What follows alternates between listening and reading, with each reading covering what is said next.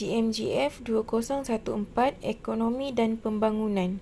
Tugasan individu, saya memilih tajuk kemiskinan dan isu agihan. Pengenalan. Penduduk dan kemiskinan merupakan satu cabaran besar yang dialami oleh masyarakat global.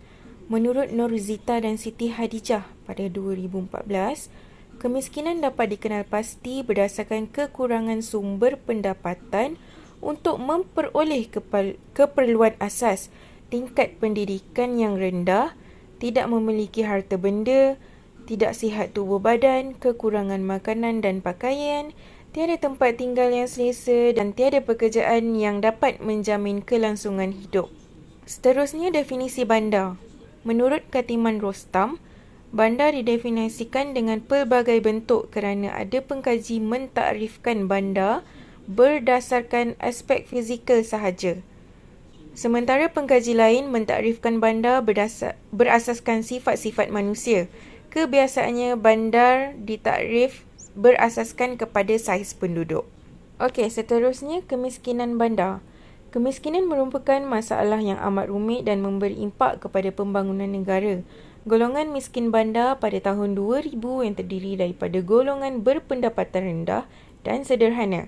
Kemiskinan bandar mencetus berbagai masalah di bandar seperti permasalahan setinggan bandar, peningkatan kes jenayah dan masalah sosial, penurunan taraf kesihatan dan tahap keselamatan, pengabaian terhadap pendidikan anak-anak dan berbagai masalah alam sekitar khususnya pencemaran. Baiklah, kita lihat pula kepada isu kemiskinan bandar. Masalah kemiskinan, kesempitan hidup dan keuangan menyebabkan ibu bapa tak mampu untuk tampung perbelanjaan sekolah anak-anak.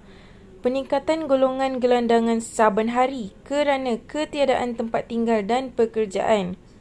Kekurangan rumah kos rendah serta harga rumah yang tinggi menyebabkan ramai golongan penghijrah mendirikan kawasan setinggan di tanah kerajaan. Mengatasi dan mengawal miskin bandar.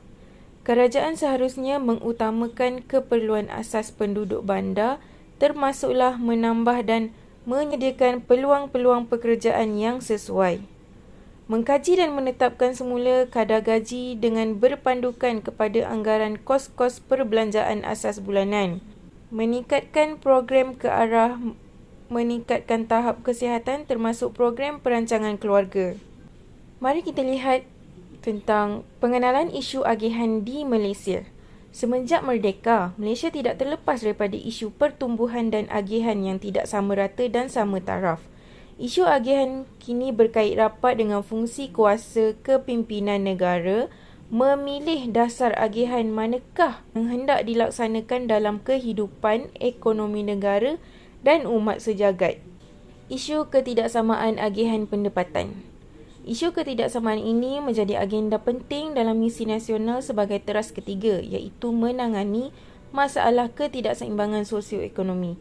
Ketidaksamaan antara negeri dan antara wilayah berterusan dan kekal lebar. Penyusunan semula guna tenaga dan menambahkan guna tenaga Bumiputera dalam kategori pekerjaan profesional dan yang berpendapatan tinggi harus dilaksanakan. Baiklah, zakat sebagai pemangkin pembangunan ekonomi. Mari kita lihat definisi zakat.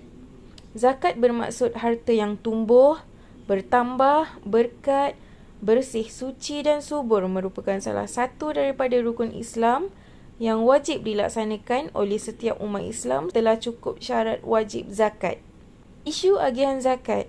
Ketiadaan lokaliti yang sesuai. Cabaran pengurusan zakat di institusi masjid yang perlu diperhatikan adalah terhadap penempatan pejabat zakat di masjid. Ketirisan maklumat asnaf yang berkelayakan. Jika maklumat mengenai asnaf tidak diperoleh dengan tepat, institusi zakat tidak akan berjaya melaksanakan tanggungjawabnya dalam mengagihkan zakat kepada asnaf. Cadangan isu agihan zakat.